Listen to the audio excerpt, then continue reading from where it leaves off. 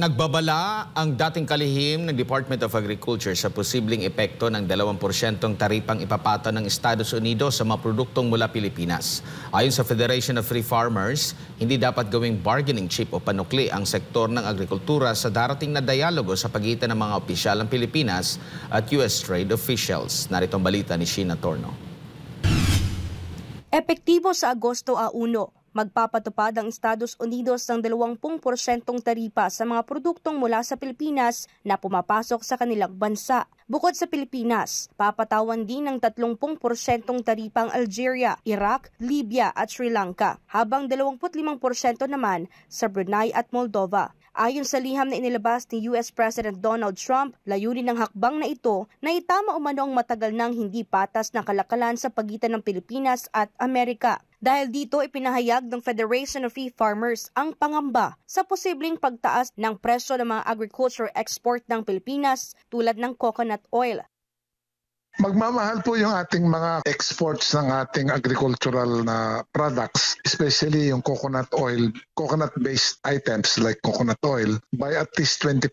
So, siyempre, pagka ako isang consumer sa US, tapos magmamahal po yung agricultural products ng galing sa Pilipinas, baka magdalawang isip ako na bibili pa ako na nagmahal po yung produkto natin. So, baka po kung yan po magiging response ng mga American consumer, mababawasan po yung po natin, benta po ng ating mga produkto from Philippine agriculture. Dagdag pa ni Montemayor, dapat tiyakin ng gobyerno na hindi maging panukli sa negosasyon ang sektor ng agrikultura. Isa sa mga pangamba ay ang pagpayag na dagdagan ng importasyon ng produktong agrikultura mula sa Amerika tulad ng karneng baboy at karneng manok.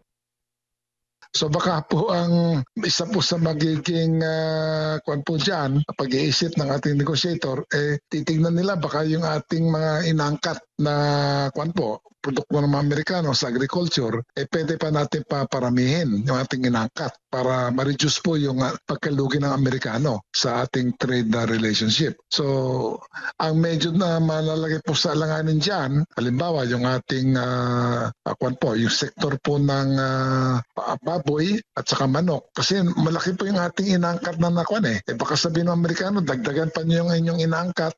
Kung meron kayong mga ipinapataw na buwis ngayon sa American poultry and meat products, you reduce further your tariff rates. Kapag nangyari ito, babagsak umano ang lokal na industriya dahil sa pagdagsa ng imported goods na magpapahirap sa mga lokal na magsasaka. Maaari rin silang mapilitang huminto sa pagtatanim at pag-aalaga at lumipat na lamang sa ibang hanapbuhay.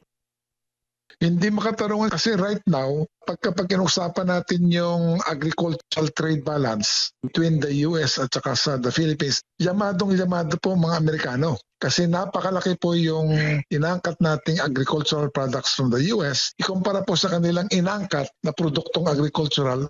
Sa panig naman ng gobyerno, kinumpirma ng Department of Trade and Industry na magkakaroon ng pagpupulong sa pagitan ng Pilipinas at US trade officials hinggil sa taripa.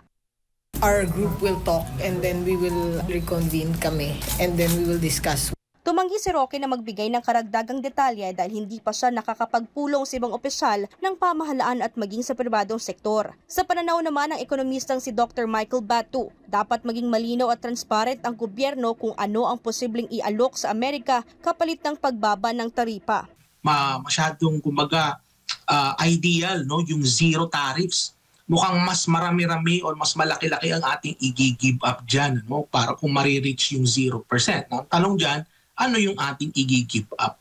So yun yung dapat magkaroon din ng disclosure ang ating gobyerno dyan.